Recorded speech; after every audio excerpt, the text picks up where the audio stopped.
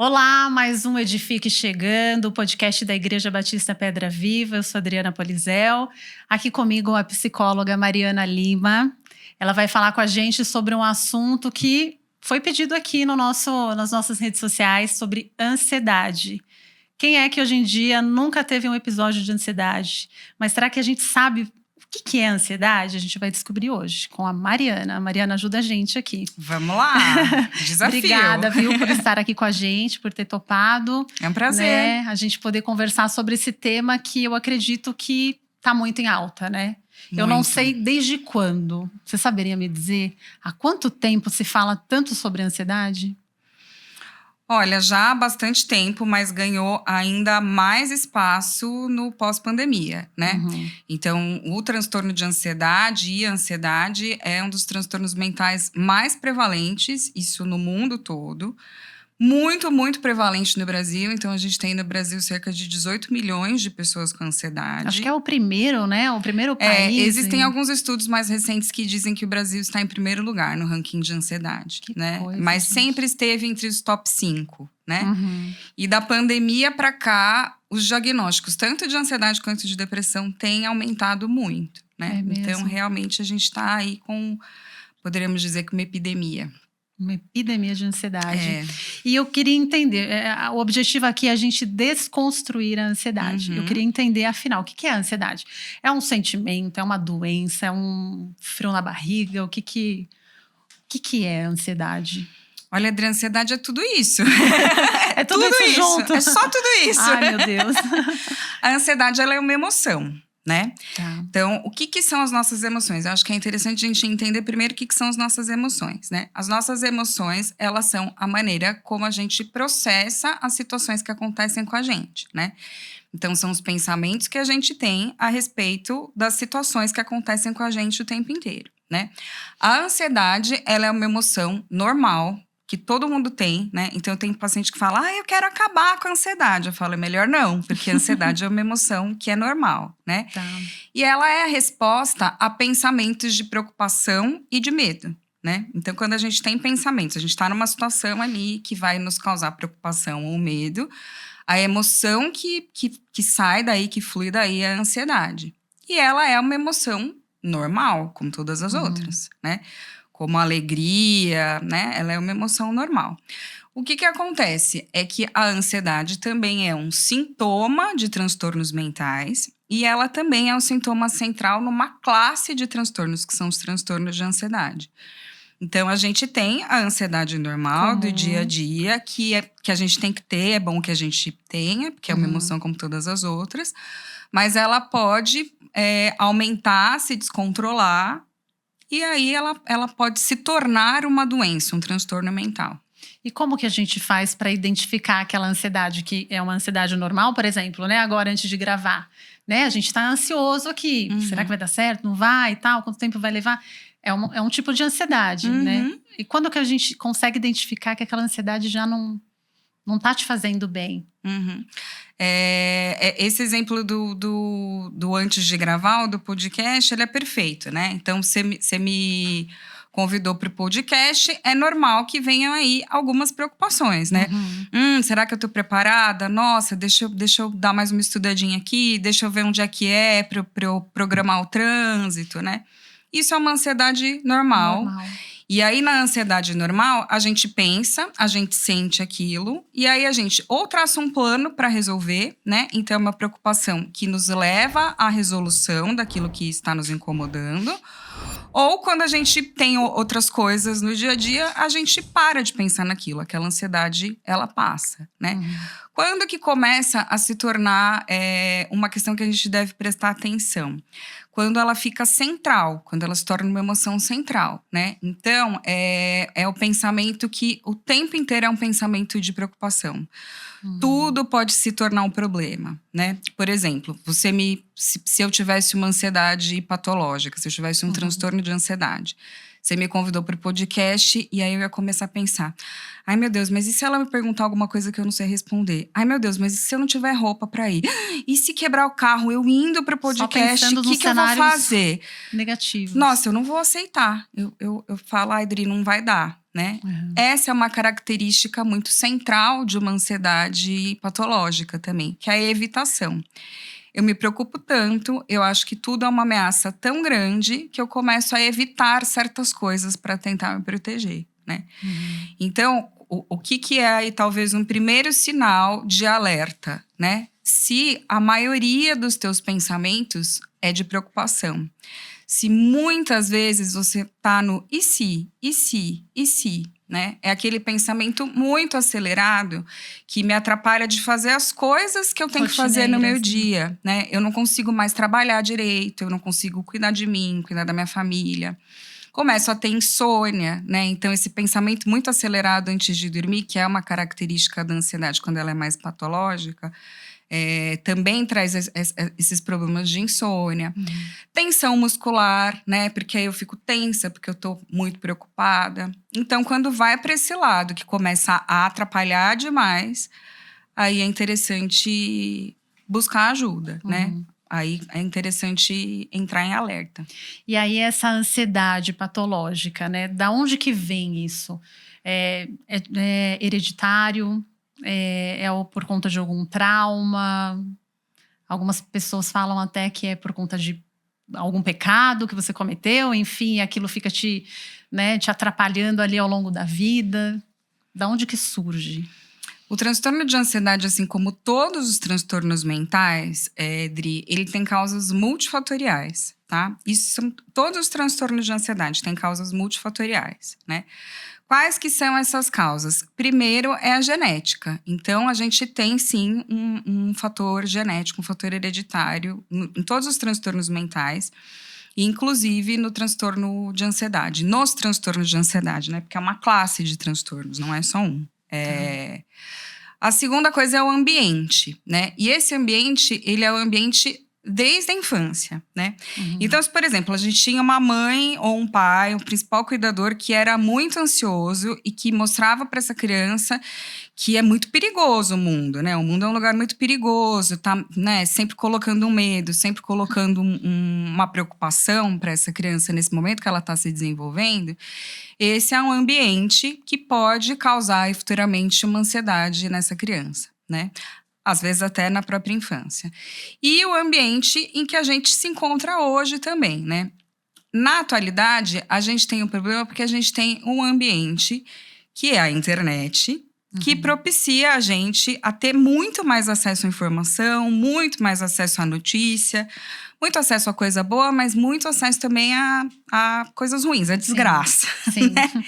E aí isso pode acabar sendo também um fator desencadeante, né? Então, hereditário, ambiente, personalidade, né? Cada um de nós tem uma personalidade que é desenvolvida ao longo da vida, né? Tem características de personalidade. Algumas personalidades são um pouquinho mais vulneráveis ao desenvolvimento de transtornos, inclusive transtorno de ansiedade. Mas quais? Que tipo, por exemplo? A personalidade hoje, né? A teoria de personalidade que é mais aceita hoje pela ciência, ela diz que a gente tem 5 aspectos da personalidade, né?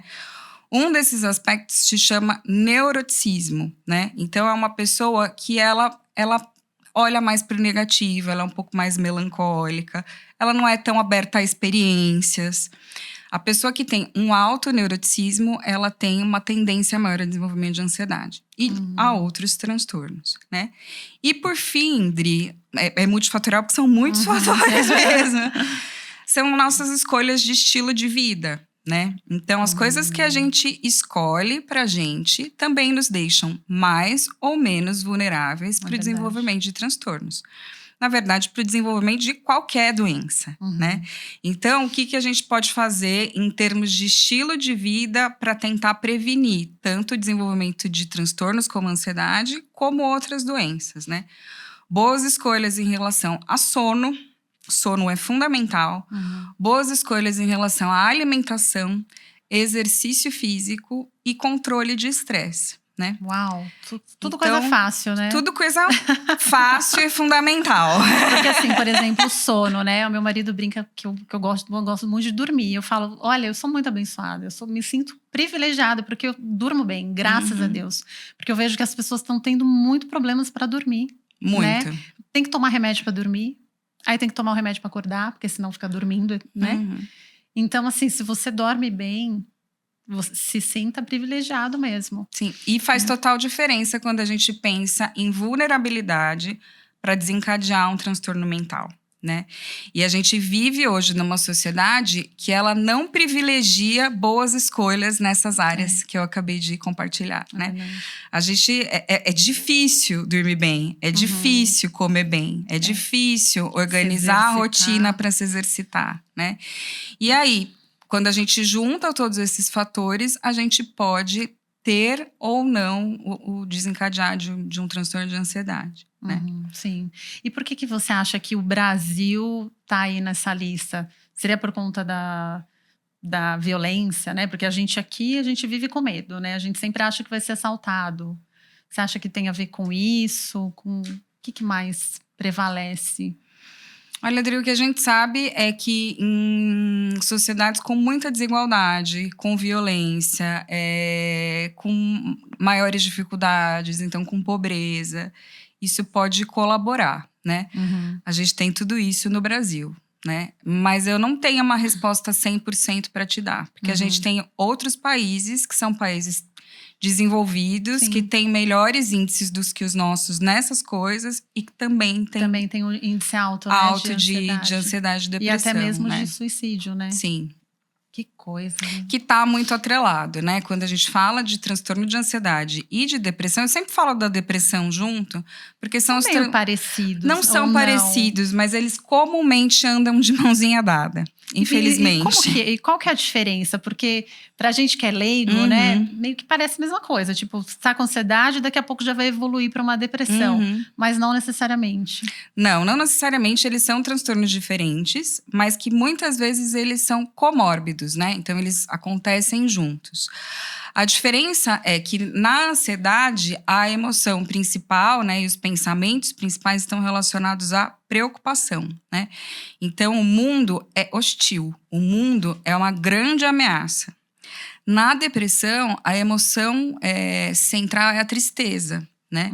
O mundo é um lugar negativo, né? Então, eu olho o mundo e a mim e ao redor com lentes mais cinzas, com lentes mais negativas, né? Na depressão, eu vou ter apatia, não vou ter tanta vontade de fazer coisas que antes eu gostava de fazer, né? Na ansiedade, não necessariamente, né? Mas a diferença básica é que na ansiedade, a emoção primordial é a preocupação. Na depressão é a tristeza. Mas muitas vezes caminham juntos. Tá. Nossa, falar de emoções, né? É uma coisa tão... É complexo, né? Porque uma coisa vai ligando a outra e acho que é mais pra tua área mesmo. Meu Deus do céu. É complexo. Seres humanos são super complexos. É muito complexo, né? E você tem sentido, assim, em consultório? Você é psicóloga há quanto tempo? Eu atuo na clínica há 5 anos. Há 5 anos. 5 anos. O que você tem recebido mais de procuras? Adultos, pessoas mais maduras, crianças, adolescentes, como que é? Eu trabalho só com adultos, né? Na minha clínica eu não atendo crianças, então eu trabalho com jovens e adultos, né? E na minha clínica eu atuo basicamente com mulheres, né? Mas o que eu vejo dos colegas é que hoje a gente tem dificuldades e pessoas procurando ajuda, e que bom que procuram ajuda em todas as idades. Em todas as idades. Então, hoje a gente... E na pandemia, isso é uma coisa que cresceu muito também, né?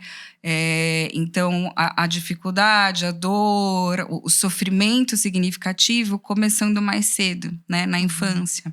Que talvez antes a gente não tinha tanto, por exemplo, ansiedade tão proeminente na infância. com a pandemia, por causa do isolamento, de tirar de uma fase tão primordial para o desenvolvimento de crianças e adolescentes, o convívio social, por exemplo, a gente viu um aumento aí. Um pouco também por conta da vida digital, né? Que Sim. as crianças acabam entrando cada vez mais cedo, isso também influencia, né? Sim. E aí no consultório você falou que você atende mais mulheres, mas você acha que a mulher procura mais se cuidar, né, a saúde mental do que o homem? Você acha que o homem é meio travado para isso? A mulher procura mais, sim. O homem vai deixando, vai arrastando. A mulher procura mais. Hoje em dia a gente tem muitos homens que procuram ajuda também, mas historicamente a mulher procura mais. E infelizmente, Idri, a mulher ela tem mais transtornos, né? Transtornos de depressão e ansiedade, por exemplo, a prevalência é maior em mulheres. Poxa, gente, que injusto isso. Mas por quê? Deus criou assim. Deus criou assim. Ou o pecado, né? Com certeza, o pecado. Tem vários fatores. Existem outros transtornos que são mais prevalentes em homens, né? Transtornos de ansiedade e de depressão são mais prevalentes em mulheres. E a gente tem uma questão, infelizmente, que é com o envelhecer e com a nossa queda hormonal, a gente vai ficando mais suscetível a doenças diversas. Inclusive a questões mentais, né? Então, para as mulheres aí que, como eu, já são 40 plus, né? Começa a ter aí uma queda hormonal e aí a gente vê também aumentar quadros de ansiedade, quadros de depressão. Então, a gente tem essa vulnerabilidade por causa da nossa biologia mesmo, né? E aí, nesse caso, como que tem que fazer? Aí teria que entrar com medicação? Ou nem sempre? Depende, né? No caso específico da mulher, às vezes precisa fazer um acompanhamento com um endocrinologista, às vezes inclusive com um psiquiatra, mas sempre é muito interessante fazer o acompanhamento em psicoterapia, né? Com um psicólogo. É mesmo? Sim. Porque o cristão, principalmente, né? Eu acho que tem um pouco desse tabu, né? Ai, não, eu sou cristão, eu não preciso fazer terapia, eu não preciso tomar remédio, né? Embora eu acho que isso esteja melhorando, né? Porque eu conheço muitas pessoas que fazem, então você já vê que ali no seu círculo, né, não é tão assim, mas ainda tem, né, o crente se questionar, poxa, mas eu sou tão crente, vou na igreja todo domingo, leio a Bíblia, oro e tô com isso aqui, não é possível. Sim. Né? É um tabu grande, né? E é muito interessante porque a gente não questiona tanto quando a gente desenvolve uma doença física, né? É verdade. Então, se eu tenho, sei lá, uma pressão alta ou se eu desenvolvo um problema cardíaco, eu vou orar, eu vou pedir que Deus me ajude, mas eu vou também procurar um médico, né? Quando a gente fala de questões mentais, de questões emocionais, parece que não pode, né? Que a gente tem que ter força de vontade. Sim. O que é interessante e que é importante a gente desconstruir, né? Que as questões mentais, elas também são doenças, né? Então, quando a gente tem uma ansiedade, quando a gente tem uma depressão, a gente está doente. Quando a gente está doente, a gente faz o quê, Deri? A gente vai lá se cuidar, a gente toma um remédio, procura um médico, né? Então, eu acho que talvez o que a gente primeiro precisa desconstruir é uma coisa que é muito importante no nosso meio, né? Dentro da igreja, no meio cristão, é que existem também vulnerabilidades que são da mente, vulnerabilidades mentais, né? E que aí, pra gente ficar bem, pra gente melhorar, a gente tem que procurar ajuda adequada. Muitas vezes a gente vai ter que tomar um remédio. Muitas vezes a gente vai ter que passar com um psicólogo, e passar com um psicólogo, com um psiquiatra não é coisa de louco. Não é coisa de quem tem pouca fé. Então, meu Deus, não é porque tá em pecado. Não é porque tá em pecado. Né? Não é um castigo. Não. Que coisa, né? É porque nós somos seres vulneráveis, né? A nossa saúde, em muitos momentos, é vulnerável. A nossa saúde física e a nossa saúde mental, né? Sim. A gente não fala para um irmãozinho que tá com câncer, ai, mas você tem que ter mais força de vontade, você tem que orar mais, né? A gente pode até falar, vamos orar junto, né? Mas não, você tem que orar mais. Agora, pro irmãozinho que tá com ansiedade, nossa, gente fala. Isso é pra matar, né? Meu Deus do céu. E aí eu fico pensando, né? Será que naquela época, né? Na época bíblica, tinha ansiedade? Porque a gente vê alguns versículos, né?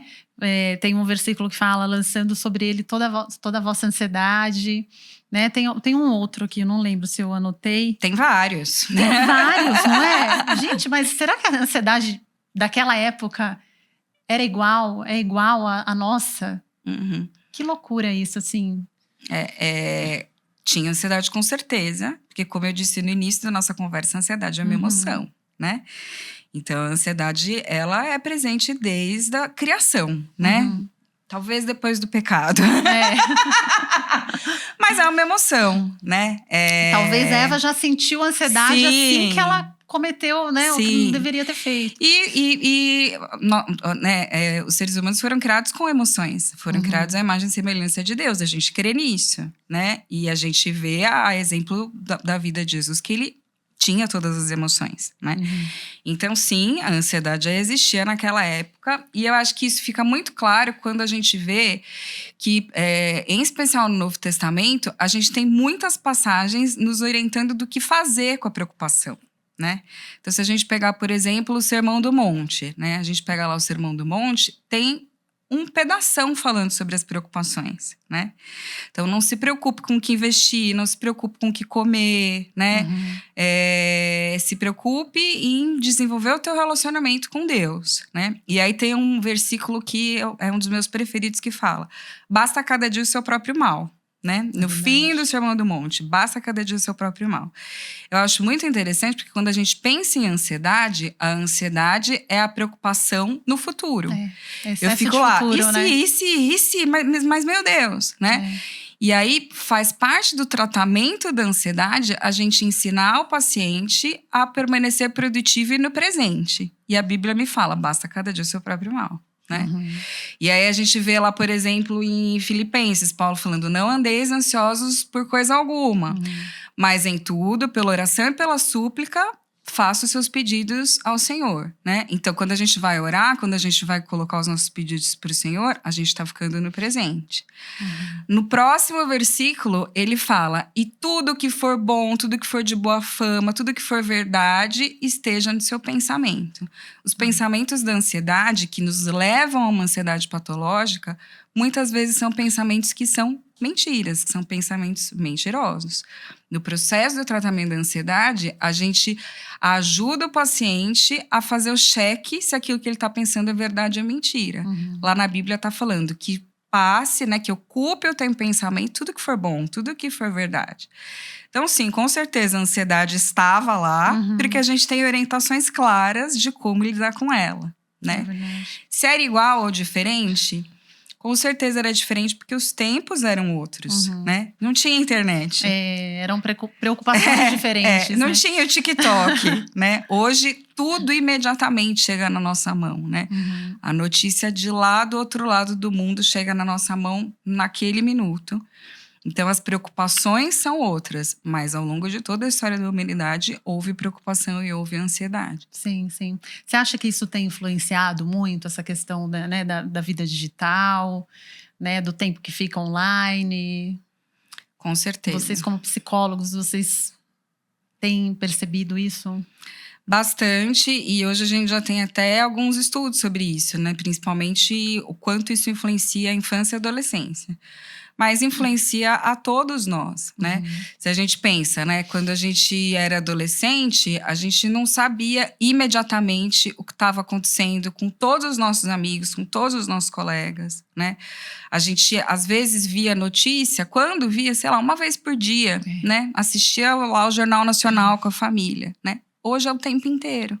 Na palma da nossa mão, a gente tem o tempo inteiro notícia e possibilidade de comparação, né? Possibilidade de achar que a vida do outro está melhor do que a minha vida, né? E essa hiperconectividade e ter tanta informação o tempo inteiro contribui, sim, para adoecimento, né? Sim, esse negócio de comparação é uma coisa muito louca, né? Porque gera uma insatisfação eterna na gente, né? Que daí gera ansiedade, né? E vai só causando coisas ruins, né? Sim, Tanto na mente quanto no corpo, meu Deus do céu, sim. né? E você falou sobre a importância do exercício físico. Uhum. Como é difícil, né, a gente tomar a atitude. Muito. É muito difícil, né? Parece que Muito. tem um monte de demoninho aqui segurando a gente pra gente não ir pra academia, não acordar mais cedo. Uhum. Meu Deus do céu, como é difícil sair da zona de conforto. Muito, muito Né? difícil. Tem uma frase que eu trabalho muito com as minhas pacientes, que é: a ação precede a motivação. É muito difícil a gente ter motivação para fazer certas coisas, mesmo que a gente saiba que são muito boas pra gente, né? É difícil levantar de manhã no frio e ir pra academia, né? Mas daí depois que a gente vai, depois que você faz o exercício, como é que você se sente, Dri? Nossa, é uma alegria, né? Uma sensação de dever cumprido, Uhum. né? Aí você se sente motivada, né? Você Sim, fala: opa, sim. realizei, agora sim. Então a ação precede a motivação, né? E são liberados hormônios, né? Sim, neurotransmissores. Sim. Que é o que? É a serotonina? Serotonina, às vezes até a própria dopamina, né? E aí isso causa prazer e isso faz bem para o nosso corpo, né? Quando a gente fala especificamente em transtornos de ansiedade, por exemplo, no transtorno de pânico, eu falei que são uma classe de transtornos, né? Na ansiedade, o transtorno de ansiedade é isso, é o pensamento mais acelerado, pensamentos negativos, sempre com muita preocupação. Mas normalmente a gente não tem sintomas físicos. Como, por exemplo, a taquicardia, né? Num transtorno de pânico, a gente já tem os sintomas mais físicos. Então, tem taquicardia, tem paciente que acha que tá tendo um ataque do coração, né? Problemas gastrointestinais, né? Por que também o exercício é tão importante? Porque quando a gente faz o exercício, a gente aumenta os nossos batimentos cardíacos. E aí a gente mostra para o nosso cérebro que a gente está aumentando os batimentos cardíacos e que tá tudo bem, não é uma ameaça, a gente não precisa ter medo, né? Olha, então a gente vai mostrando para o cérebro que tudo bem, às vezes, aumentar a frequência cardíaca. Que é uma coisa que para uma paciente com pânico, por exemplo, quando ele sente o coração acelerado, é desesperador, morrer, né? Olha, interessante isso. Então a gente, até isso faz a diferença. E aí, né? então, vocês, como psicólogos, vocês recomendam, né, Sim. essa questão de fazer exercício. E a questão da alimentação, o que tem a ver? No que influencia? Influencia totalmente, né? A tríade da vida saudável, que é sono, alimentação e exercício físico, ela é muito necessária para manter o nosso corpo em equilíbrio, né? Para manter o que a gente chama em saúde de homeostase, que é o equilíbrio, né? Então, se eu durmo direitinho, né, durante o sono, é que vão ser feitas todas as limpezas do nosso cérebro, né? Renovação celular de todo o nosso organismo. Se eu como direitinho, né? Então, uma alimentação rica, variada, com todos os nutrientes. E se eu me exercito, o meu corpo fica em equilíbrio, né? Além disso, existem alguns alimentos que podem ser piores para uma pessoa que tem ansiedade, né? É mesmo? Então, por exemplo, muito açúcar, cafeína, alimentos que te deixem muito mais agitado, né? Isso para uma pessoa que está com uma ansiedade muito grande pode piorar o quadro, né? Ou, por exemplo, a pessoa que toma... Essa é pra mim, até. Que toma, sei lá, Coca Zero. Adoro uma Coca Zero. Eu sou da turma... Eu agora parei. Graças a Deus. Eu alcancei essa graça, né? Eu também tô assim. Aí, sei lá, eu tomava um copo de Coca Zero à noite... E aí, eu não conseguia dormir. E a gente não lembra, né? Que na Coca Zero tem cafeína. E aí, a cafeína atrapalha, sim, o sono. Puxa, olha só. Então, tudo isso tem relação. Tem a ver. Sim. Então, quer dizer, a pessoa que tem ansiedade tem que ficar de olho também no que come, né? Por exemplo, a pessoa que só come esses junk food aí. Não tem como, né? Aí não tem como ficar saudável, né? De maneira integral, não é nem na saúde mental. Não só mental, né? Uma coisa, Adri, que é muito importante da gente levar em consideração, às vezes a gente, né, tem a paciente que chega em muito sofrimento, com muita ansiedade, e aí você pergunta, está dormindo? Não. Como é que é a tua rotina, né? A pessoa trabalha das 8 da manhã às 11 da noite, não tem nenhum manejo de estresse, não dorme bem, só come besteira, sedentário, e aí quer, como num passe de mágica, uma sessão de terapia por semana, melhorar. Não tem como, né?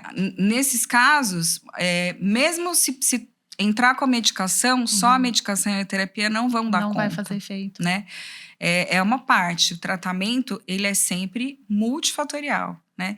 E essas escolhas de estilo de vida, vamos lembrar que a causa é multifatorial e uma das questões é o estilo de vida, né? Então, escolhas de estilo de vida fazem muita diferença para desenvolvimento dos transtornos, mas também para tratamento e melhora. É complicado você pensar assim, né, no estilo de vida, porque a gente tá vivendo aí a sociedade do esgotamento, Sim. né? A gente vê as pessoas esgotadas, né? Só trabalho para casa do trabalho para faculdade, e não tem uma vida social, né? Chega no final de semana também, às vezes trabalhos da igreja, né? Como tem que ter esse equilíbrio, né? E o esgotamento, por exemplo, ele tem a ver com a ansiedade? É parecido também como... O esgotamento, que é o burnout, ele é um quadro de ansiedade com depressão, aí são os dois juntos, relacionados ao trabalho, né? Então é relacionado ao trabalho. O que a gente tem como diagnóstico de esgotamento é relacionado ao trabalho, né? Que é a síndrome de esgotamento profissional. Mas a gente tem outros, né? Então, a gente tem hoje, por exemplo, o burnout materno, né? Então, outras demandas da vida que saem do controle e aí que causam esgotamento. Mas o esgotamento é a junção dos sintomas da ansiedade com a depressão. Meu Deus, gente, também é forte, né? Sim, sim. E também o tratamento seria mesmo parecido com o de ansiedade. Sim, o tratamento, Dri, ele é sempre multidisciplinar, né?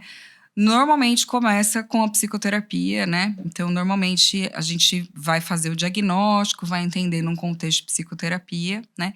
Em casos mais leves, a psicoterapia é o padrão ouro de tratamento, que é o que a gente fala, né? Então, a psicoterapia, ela é capaz de fazer todas as alterações no organismo, alterações no cérebro, para que a pessoa consiga melhorar, consiga uma remissão dos sintomas.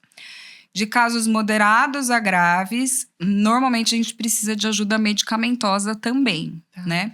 E aí, qual que é o médico que é o médico ideal a ser procurado? É um psiquiatra, né? Então, é um trabalho muito conjunto do psiquiatra com o psicólogo.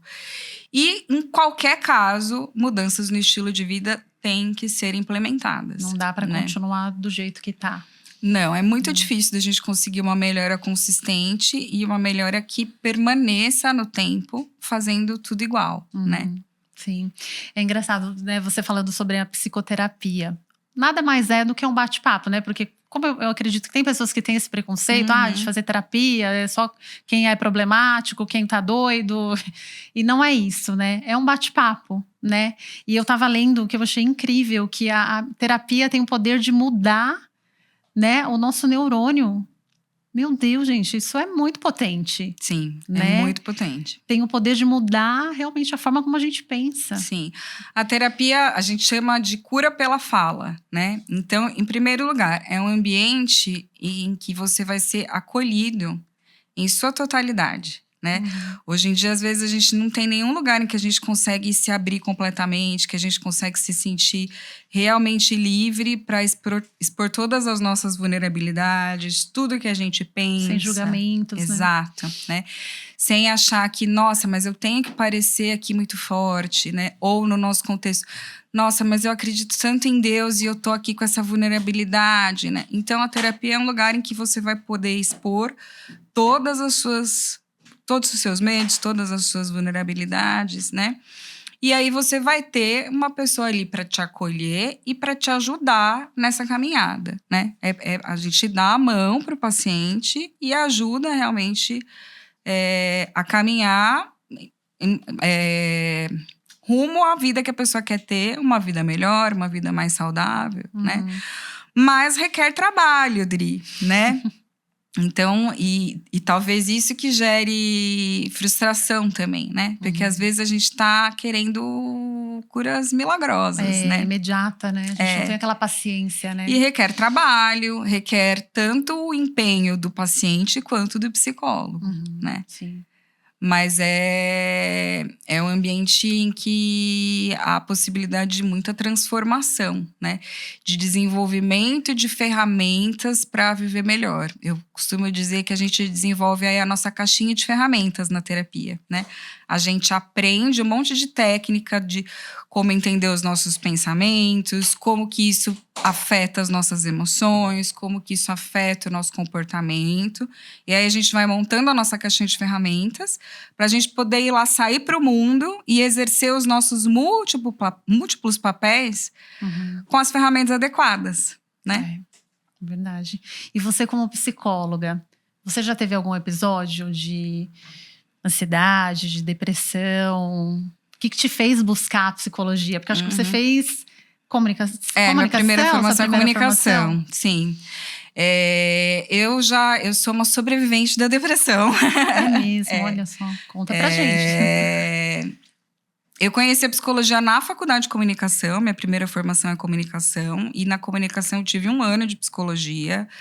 Lá eu já me interessei muito, achei muito bacana. Era uma coisa que ficou lá guardadinha na caixinha dos desejos, né? Alguns anos depois eu tive o meu primeiro episódio de depressão. Eu já tive 3 episódios de depressão. E da primeira vez que eu tive depressão, foi muito difícil entender que eu estava com um problema, né? Demorou para eu entender que eu tinha um problema. Demorou para eu entender que aquilo era uma doença, né? E eu tinha todos os preconceitos que a gente falou, que a gente tem na igreja. Eu tinha todos eles, Mas né? isso você tinha quantos anos nesse primeiro episódio? Eu tinha 25. 25, jovem. Tava o quê? Terminando a faculdade? Não, eu já tinha terminado a faculdade. Eu terminei a faculdade com 22 e eu tive meu primeiro episódio de depressão com 25. E aí, eu sempre fui uma pessoa muito, muito independente, muito, né, que fazia as coisas sempre muito ativa, tanto no trabalho, na profissão, quanto na igreja. E aí, eu percebi que eu tinha e eu gostava muito de ficar sozinha, de fazer as minhas coisas, e aí eu percebi que as coisas realmente estavam mal. Quando num fim de semana os meus pais tinham que viajar para uma programação da igreja, e eu fiquei com medo de ficar sozinha. Não queria ficar sozinha de jeito nenhum, né? E aí eu percebi, nossa, tem alguma coisa que não tá dando certo, né? E aí eu fui fazer terapia. E a terapia transformou a minha vida, né? Então eu fiz aí alguns anos de terapia, fiz tratamento medicamentoso. E aí eu comecei a perceber o quanto no nosso meio, né, no meio cristão, primeiro, a gente falava muito pouco sobre isso, né?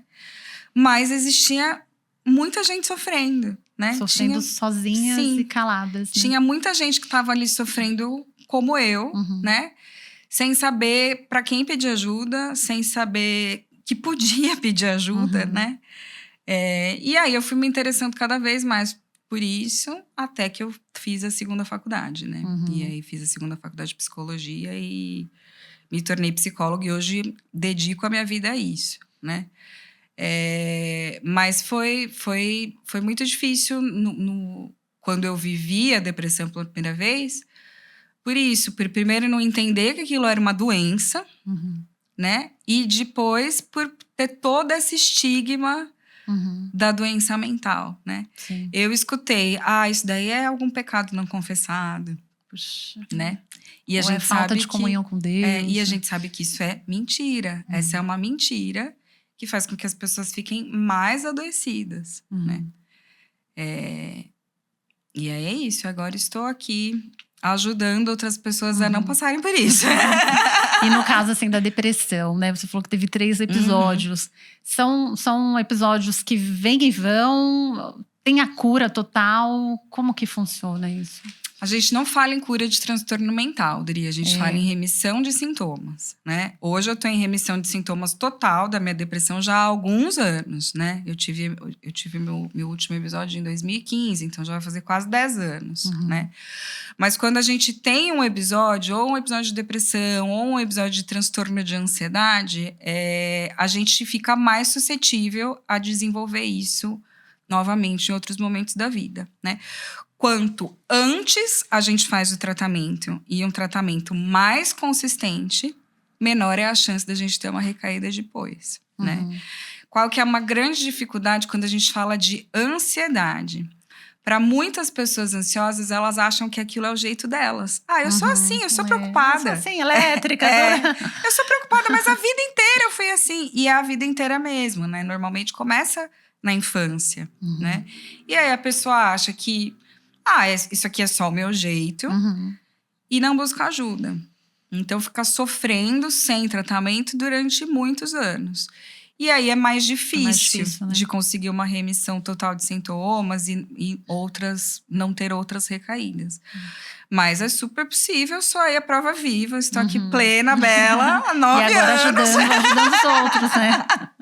Ajudando os outros, que é melhor ainda, né? Sim. Porque eu acho que você vai vendo a evolução, né, de cada paciente. É uma alegria, né? Nossa, é muito satisfatório. É realmente muito bom ver o desenvolvimento das pessoas.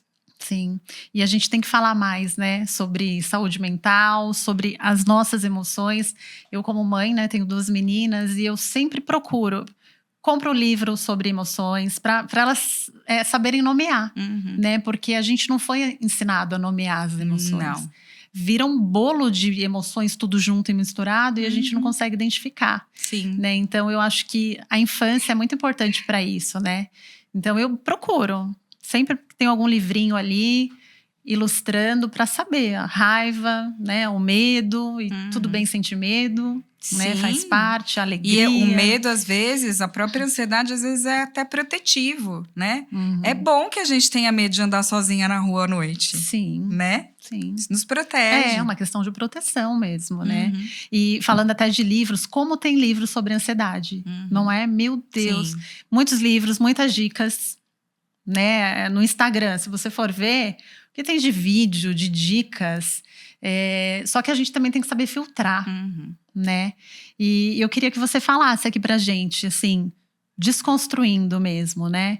De que forma a gente pode aprender a lidar com a ansiedade, como a gente pode aceitar, né? E se realmente for algo patológico, claro, buscar ajuda. Né? O que você daria de dica aí pra gente encerrar?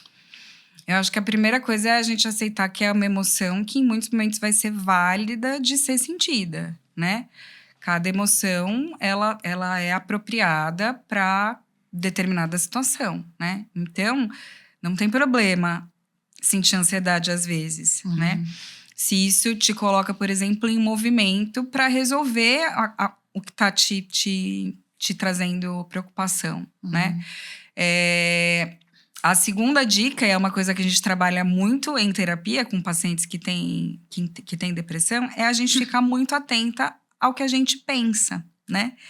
Não é porque a gente pensa que é verdade, Dri, né? A gente está pensando o tempo inteiro, a gente chama isso de pensamento automático. Nosso cérebro está pensando o tempo inteiro e para o nosso cérebro, a gente pensou é verdade. Ele não sabe se é verdade ou se é mentira, né? E aí a gente pensa numa ameaça, pensa numa preocupação, isso vira uma ansiedade, né? Só que não é tudo que a gente pensa que é verdade, né? Então, esteja atenta aos seus pensamentos e perguntando, eu tô preocupada com isso aqui. Eu preciso mesmo estar preocupada com isso aqui, né? Isso aqui que eu tô... Esse tão ameaçador que eu tô imaginando. Que evidências que eu tenho que isso daqui é verdade, né? Ou não, né? Me preocupar com isso vai me levar para mais perto da pessoa que eu quero ser, né? Da profissional, da mãe, da esposa que eu quero ser ou não, né? Então, ficar muito atento aos pensamentos, porque a gente não é ensinado sobre as emoções e a gente também não é ensinada a ficar atenta sobre os nossos pensamentos. Vixe, nem dá tempo, né? A gente naquela vida acelerada, você não para pra pensar, né? Então, de ter isso, né? Dessa reflexão, de falar com isso sobre as pessoas, né? Com as outras pessoas, né?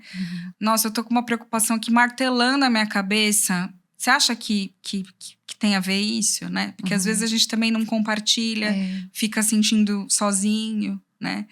Então, o principal é isso. E se você perceber mudanças no seu processo de pensamento, se você perceber que a maior parte do tempo você está vendo as coisas com um viés de ameaça, né? Muito preocupado sobre tudo a maior parte do tempo, procura ajuda, né? Não demora para procurar ajuda. Como eu disse, quanto antes a gente começa a tratar, melhor é o prognóstico. Sim, sim. E normalmente dura quanto tempo? Cada paciente é um... Olha, é muito relativo, né? Dri, é muito relativo, né? Mas a gente costuma ver a melhora aí em umas 10 sessões. O paciente já começa a saber reagir melhor aos pensamentos e às situações, né? Mas é muito, muito individual. Não, realmente, eu imagino mesmo.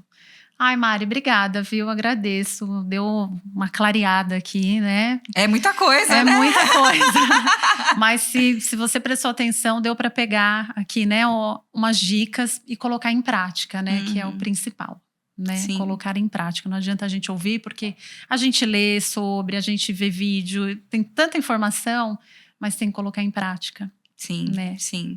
E aí é todo dia no presente, né? Vivendo a última dica é vivendo o presente. Basta cada dia o seu próprio mal. Isso, é isso aí. Então a gente vai terminar com esse versículo. Você lembra onde que fica esse versículo? Fica em Mateus 6. Mateus 6, acho que é um dos últimos versículos. É no fim do Sermão do Monte. Maravilha. Vamos fechando por aqui, então. Obrigada pela sua companhia.